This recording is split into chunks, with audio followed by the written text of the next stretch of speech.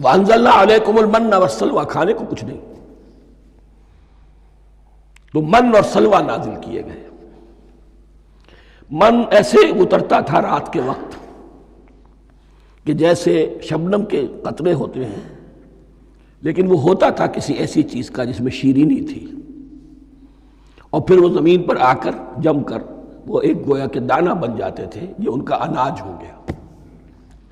Carbohydrate supply اس سے ہو گئی، من سے۔ اور سلوہ ایک خاص قسم کا پرندہ بٹیر کی شکل کا، جو بے پناہ بڑی تعداد میں ان کے بڑے بڑے جھنڈ آتے تھے شام کے وقت، اور وہ ان کے ڈیرا جہاں ہوتا تھا اس کے گرد وہ اتر آتے تھے، اور رات کی تاریکی میں یہ آسانی سے ان کو پکڑتے تھے، ان کو کھاتے تھے بھون کر، اور یہ ان کی پروٹین ہو گئی۔ پوری غذا جو ہے اللہ تعالیٰ نے ان کو فراہم کر دی۔ وَأَنزَلْنَا عَلَيْكُمُ الْمَنَّ وَالسَّلْوَىٰ كُلُوا مِن طَيِّبَاتِ مَا رَزَقْنَاكُمْ، کھاؤ ان پاکیزہ چیزوں کو جو ہم نے تمہیں عطا کی ہیں۔ وَمَا ظَلَمُونَا، ہم نے تو ان پر کوئی ظلم نہیں کیا، وَلَٰكِن كَانُوا أَنفُسَهُمْ يَظْلِمُونَ، لیکن وہ خود ہی اپنے اوپر ظلم ڈھاتے رہے، ہر قدم پر نافرمانی اور ناشکری۔ اس کی بھی ناشکری آگے آ جائے گی چل کر، من و سلوہ سے بھی ناشکری کی انہوں نے۔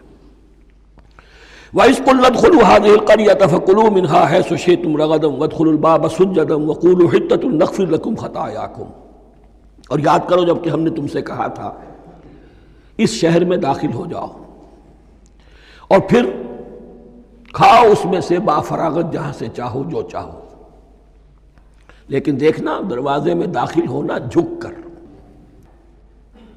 اور کہتے رہنا مغفرت مغفرت مغفرت، ہم تمہاری خطاؤں سے درگزر فرمائیں گے۔ اس آیت کو سمجھنے کے لیے ذرا تاریخی بات سمجھ لیجئے۔ صحرائے سینا میں آنے کے بعد، اور یہ جو کتاب تورات انہیں مل گئی تھی، اس کے بعد حضرت موسیٰ علیہ السلام کے ہی زمانے میں انہیں جہاد اور قتال کا حکم ہوا۔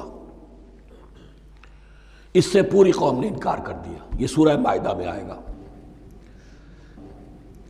اس پر اللہ تعالیٰ نے ایک سزا مسلط کر دی ان پر کہ 40 برس تک اسی صحرا میں بھٹکتے پھریں گے۔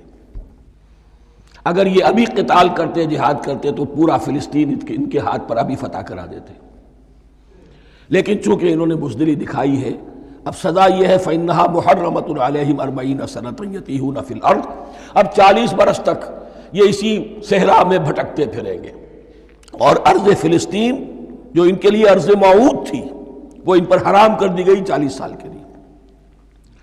اس 40 سال کے عرصے میں حضرت موسیٰ کا بھی انتقال ہو گیا، حضرت ہارون کا بھی ہو گیا، اور اس عرصے میں ایک نئی نسل پیدا ہوئی۔ وہ جو غلامی کا داغ اٹھائے ہوئی نسل آئی تھی مصر سے، جن کے اندر مورل کیریکٹر جو ہے وہ بہت کمزور ہو جاتا ہے، وہ پوری نسل ختم ہو گئی، نئی نسل اب پیدا ہوئی۔ 40 برس صحرا میں پیدا ہوئے، یہی پلے بڑھے، ان میں اب ایک جذبہ تھا۔ حضرت موسیٰ کے پھر جو خلیفہ تھے یوشع ابن نون، جوشوا، تورات میں ان کا نام جوشوا ہے، یوشع، ان کی سرکردگی میں اب بنی اسرائیل کی اس نئی نسل نے قتال کیا، جنگ کی، اور پہلا شہر جو فتح ہوا وہ اریحا۔ آج بھی وہ شہر جو ہے جیریکو جو آپ دیکھتے ہیں خبروں کے اندر آتا ہے بار بار، اریحا اس کا پرانا نام ہے، یہ شہر فتح ہوا، اس فتح کی بات کا تذکرہ ہو رہا ہے۔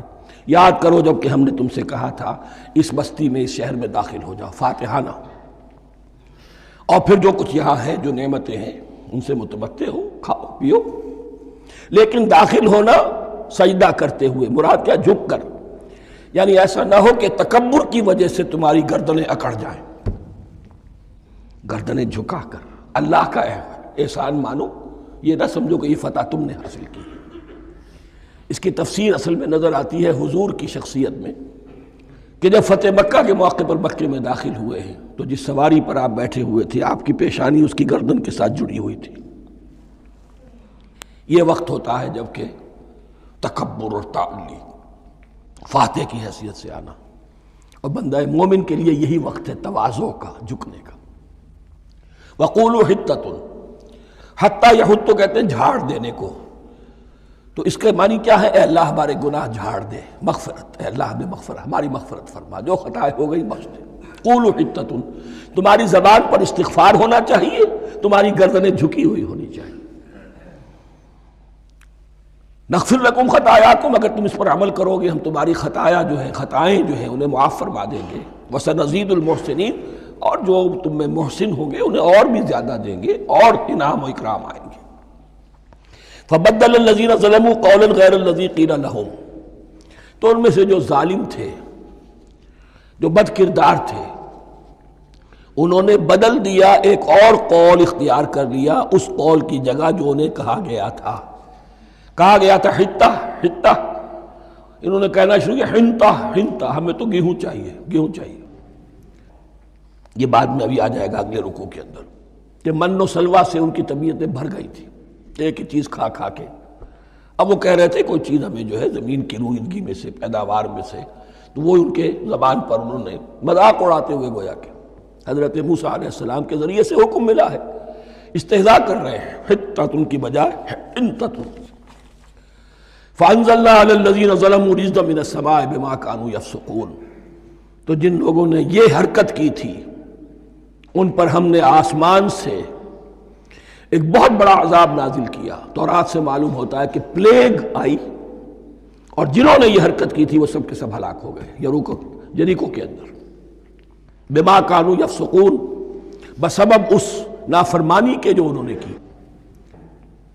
وَإِذِ اسْتَسْقَىٰ مُوسَىٰ لِقَوْمِهِ فَقُلْنَا اضْرِب بِّعَصَاكَ الْحَجَرَ، اب یہ پھر صحرائے سینا کا واقعات آ رہے ہیں، ان میں ترتیب زمانی نہیں ہے۔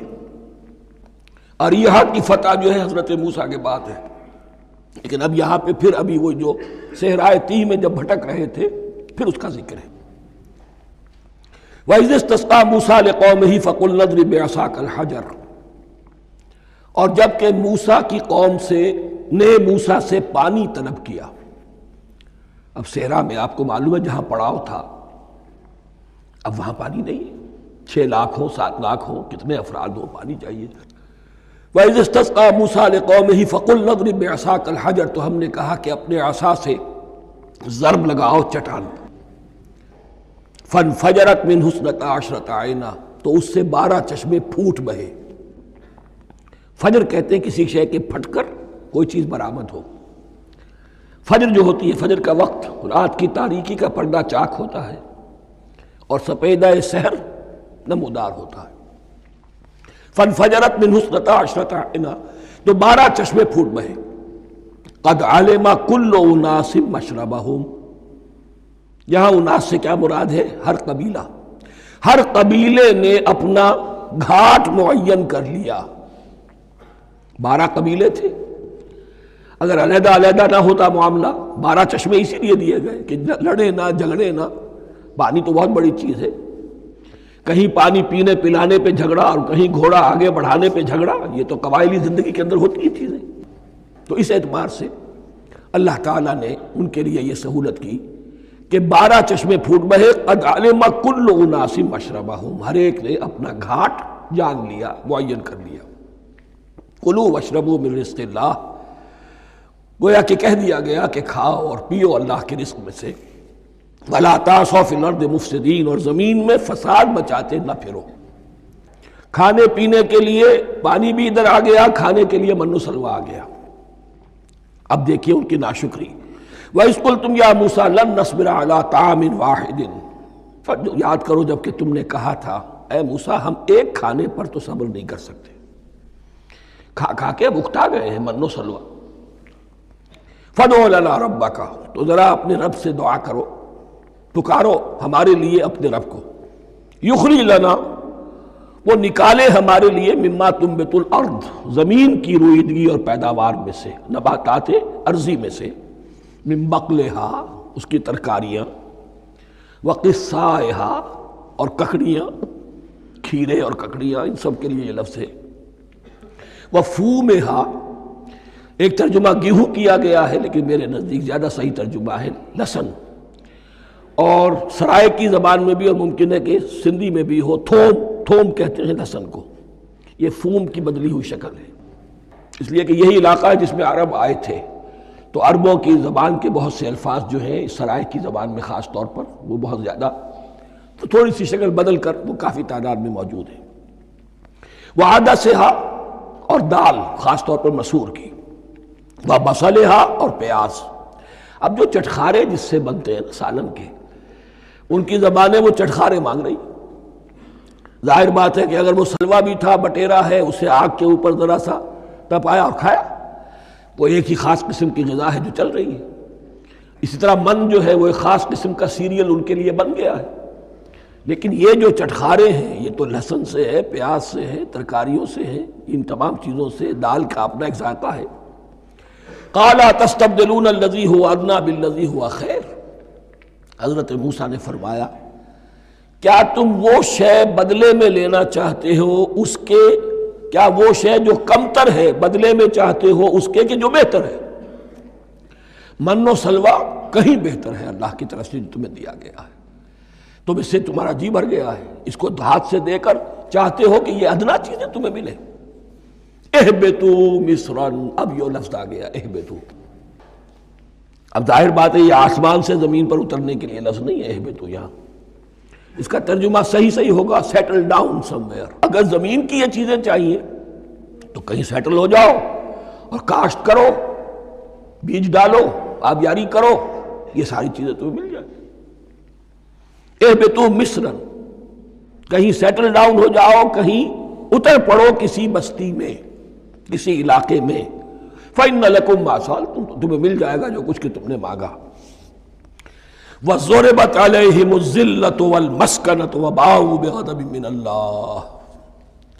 اب یہ ہے ان کی وہ خباثتیں، ان کے وہ ناشکریاں، ان کی وہ معصیتیں، ان پر جو آخری حکم دیا جا رہا ہے، جو اگر آپ برا نہ مانیں تو میں عرض کروں گا آج یہود پر اتنا اپلیکیبل نہیں ہے جتنا مسلمانوں پر ہے۔